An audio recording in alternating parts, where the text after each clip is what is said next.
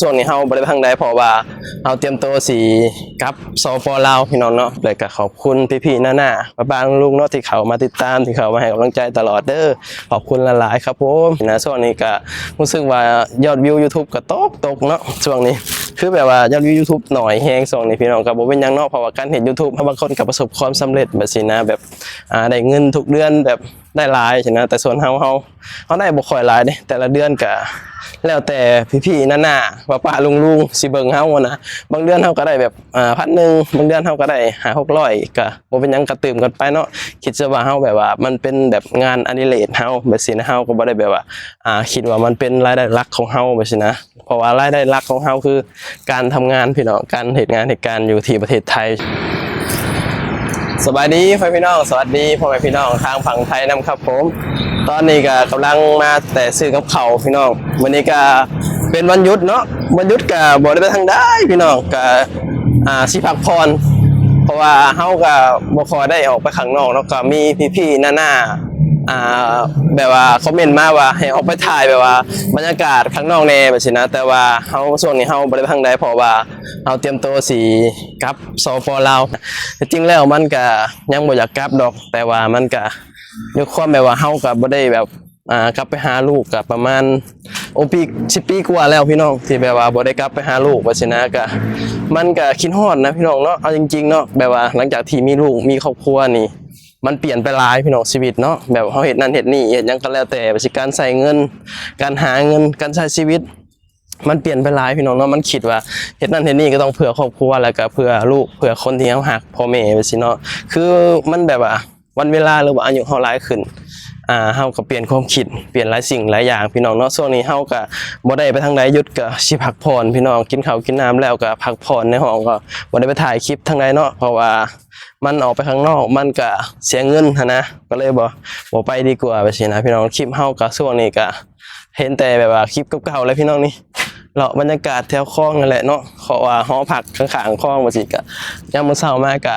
ย่างไปทำงานยามมื้อแลงมาก็กลับห้องว่าสินะช่วงนี้ก็รู้สึกว่ายอดวิว YouTube ก็ตกเนาะช่วงนี้คือแบบว่ายอดวิว YouTube หน่อยแฮงช่วงนี้พี่น้องก็บ่เป็นหยังเนาะเพราะว่าการเฮ็ด YouTube เฮาบ่ได้แบบว่าเฮาบ่ได้คิดว่ามันเป็นรายได้หลักของเฮาคิดว่าเฮามาทำงานอยู่ที่ประเทศไทยนี่คือแบบรายได้หลักของเฮาคือทำงานแล้วก็ได้เงินเดือนเนาะนี่คือรายได้หลักของเฮาแบบนี้นะส่วน YouTube นี่เฮาเฮ็ดด้วยความแบบว่าเฮามักด้วยความแบบว่าเฮาชอบเฮ็ดในสิ่งที่เฮาอยากเฮ็ดแบบนี้นะก็บ่ได้คาดหวังอีหยังมากมายถามว่าคาดหวังบ่มันก็มีแน่แต่ว่าบ่ได้คาดหวังแบบเกินขนาดนั้นนะเพราะว่าการเฮ็ด YouTube เนาะทุกมื้อนี้คนก็เฮ็ด YouTube หลายพี่น้องเนาะหลายคนก็ท้อบางคนก็แบบประสบความสำเร็จการที่ประสบความสำเร็จคือหยังเฮาเนาะมันก็มีหลายปัจจัยพี่น้องบ่ว่าเสร็จหยังก็แล้วแต่เนาะบ่ว่าสิมาหาเงินอยู่ไทยหยังก็แล้วแต่การที่เฮาจะประสบความสำเร็จนี่มันก็มีหลายปัจจัยพี่น้องเนาะที่สำคัญก็คือความอดทนแล้วก็สู้แบบนี้นะการเฮ็ด YouTube คือกันพี่น้องเนาะบางคนก็ประสบความสำเร็จแบบนี้นะแบบได้เงินทุกเดือนแบบได้หลายใช่นะแต่ส่วนเฮาได้บ่ค่อยหลายเด้แต่ละเดือนก็แล้วแต่พี่ๆหน้าๆป้าๆลุงๆสิเบิ่งเฮานะบางเดือนเฮาก็ได้แบบ1,000บางเดือนเฮาก็ได้500-600ก็บ่เป็นหยังก็ตื่มกันไปเนาะคิดซะว่าเฮาแบบว่ามันเป็นแบบงานอดิเรกเฮาแบบนี้นะเฮาก็บ่ได้แบบว่าคิดว่ามันเป็นรายได้หลักของเฮาแบบนี้นะเพราะว่ารายได้หลักของเฮาคือการทำงานพี่น้องการเฮ็ดงานเหตุการณ์อยู่ที่ประเทศไทยใช่นะส่วนนี้มันก็เป็นรายได้เสริมของเฮาแบบนี้นะแล้วก็สิ่งสำคัญคือแบบว่าเฮามักแบบนี้นะเฮามักแบบเก็บแบบว่าบรรยากาศเฮ็ดหยังก็แล้วแต่ว่าแบบว่าเฮาไปเที่ยวบ่แบบนี้เฮาก็ถ่ายไว้แบบนี้นะแล้วก็เฮามาทำงานอยู่ที่ประเทศไทยเฮาก็ถ่ายแบบการมาใช้ชีวิตการเฮ็ดนั่นเฮ็ดนี่ครั้งนึงเฮาเคยได้มาใช้ชีวิตอยู่เมืองไทยมาหาเงินอยู่เมืองไทยแบบนี้นะเฮาถ่ายเก็บไว้วันนึงเฮาเฒ่าแก่ไปเนาะเฮาเฒ่าแก่ไปเฮาก็เอาไว้เบิ่งเด้พี่น้องเอาไว้เบิ่งแบบครั้งนึงเฮาแบบว่าเคยได้ไปใช้ชีวิตอยู่ไทยเลยชีวิตเฮาเจอหยังแน่ที่ผ่านมาแบบนี้นะคือ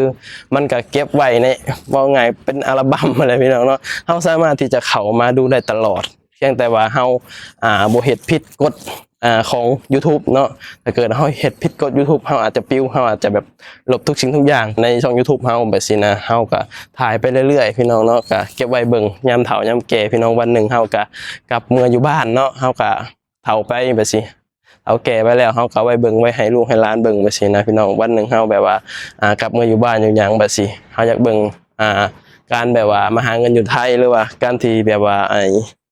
มาใช้ชีวิตในเมืองใหญ่ ประสบการณ์ชีวิตแบบสินะเจอหันเจอนี่นู่นนี่นั่นแบบสินะเพราะว่าเฮาเองเวลาเจอหันเจอนี่เฮาก็สิถ่ายแบบว่า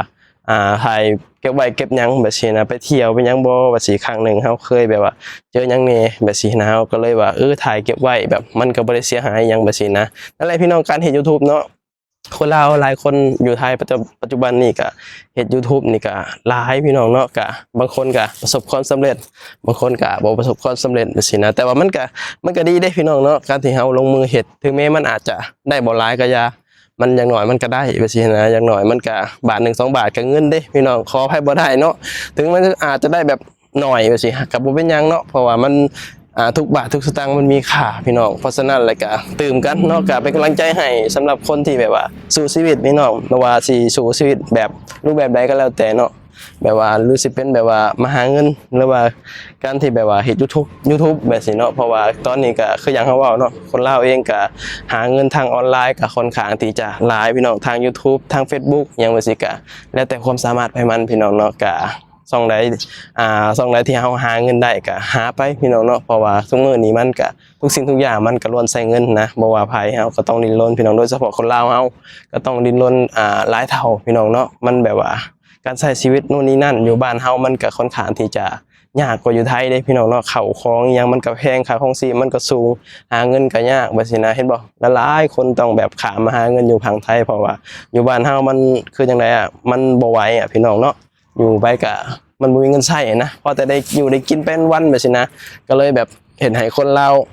คนหนุ่มคนสาวนี่ก็เลยแบบว่าต้องเข้ามาทำงานอยู่ที่ประเทศไทยเพื่อความอยู่รอดในยุคสมัยที่มันเปลี่ยนไปหลายพี่น้องในยุคนี้เนาะยุคนี้มันคือเฮาสิเว้าตลอดเนาะยุคนี้มันยุคเงินบ่มีเงินมันก็อยู่บ่ได้พี่น้องเนาะเพราะฉะนั้นแล้วก็ถ้าผู้ใดมีช่องทางหาก็เผาเก็บพี่น้องเนาะบ่ว่าสิช่องทางใดก็แล้วแต่ขอเพียงแต่ว่าให้มันถูกต้องตามกฎหมายในเช่นเฮามาอยู่ไทยก็ขอให้มันอยู่ให้มันถูกต้องตามระเบียบกฎหมายของประเทศไทยใช่เนาะเฮามาอยู่บ้านเมืองคนอื่นแบบนี้นะเฮาก็ต้องปฏิบัติตามกฎระเบียบกฎหมายพี่น้องที่สำคัญเลยก็คืออย่าสร้างความวุ่นวายให้บ้านเมืองคนอื่นแค่นั้นเองพี่น้องการที่เฮามาอยู่มาอาศัยเนาะมันมีอย่างหลายเฮาเองเฮาก็มาอาศัยประเทศไทยนี่ก็หลายปีเลยพี่น้องเป็น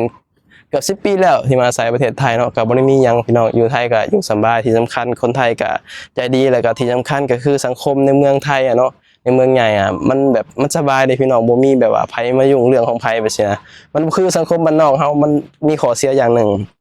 มักนินทากันพี่น้องสังคมบ้านนอกเฮานี่มักนินทากันเอาจริงๆเนาะแบบบ้านไกลเคียงกันนี่มักนินทากันพี่น้องส่วนสังคมในเมืองบ่พี่น้องอยู่ไผอยู่มัน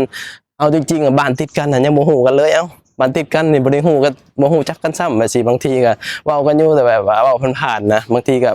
บ่คุยกันเลยทั้งที่บ้านติดกันแบบสินะนี่คือสังคมในเมืองพี่น้องมันเป็นแบบนี้เนาะมันก็แตกต่างกับสังคมบ้านนอกเฮาสังคมบ้านนอกเฮาก็เป็นอีกแบบนึงสังคมบ้านนอกเฮานี่เป็นสังคมที่แบบว่ามักนินทากันแหละพี่น้องเนาะคือแบบว่าเว้าเรื่องหันเรื่องนี้แบบสินะอย่างเช่นแบบคนที่มีลูกมีหลานมาหาเงินอยู่ไทยก็เว้าลูกหลานมาหาเงินอยู่ไทยเป็นจังซี่ผู้ใดแบบว่าได้เงินประสบความสำเร็จก็ดีแบบสินะถ้าเกิดว่าผู้ใดบ่ประสบความสำเร็จก็อาจจะเป็นขี้ปากชาวบ้านนี่ก็มีแบบสินะไปหาเงินอยู่ไทยหลายปีก็บ่ได้เงินได้ทองสิอันนี้มันก็ขึ้นอยู่กับคนนำพี่น้องบางคนเขาเจ้าก็บ่เป็นบางคนก็เขาเจ้าก็เป็นนะแต่ว่าสังคมในบ้านนอกกับสังคมในเมืองมันก็สิแตกต่างกันมันก็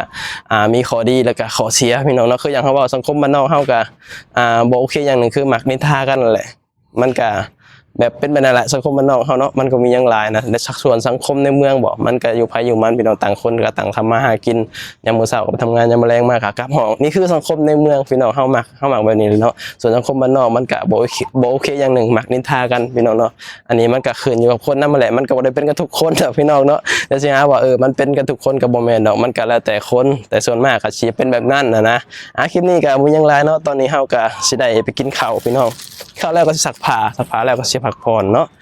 คลิปนี้ก็สิปิดคลิปเลยก็ขอบคุณพี่ๆน้าๆป้าๆลุงๆเนาะที่เข้ามาติดตามที่เข้ามาให้กำลังใจตลอดเด้อขอบคุณหลายๆครับผมไปเลยคลิปนี้พบกันคลิปหน้าฝากกดติดตามด้วยเด้อสวัสดี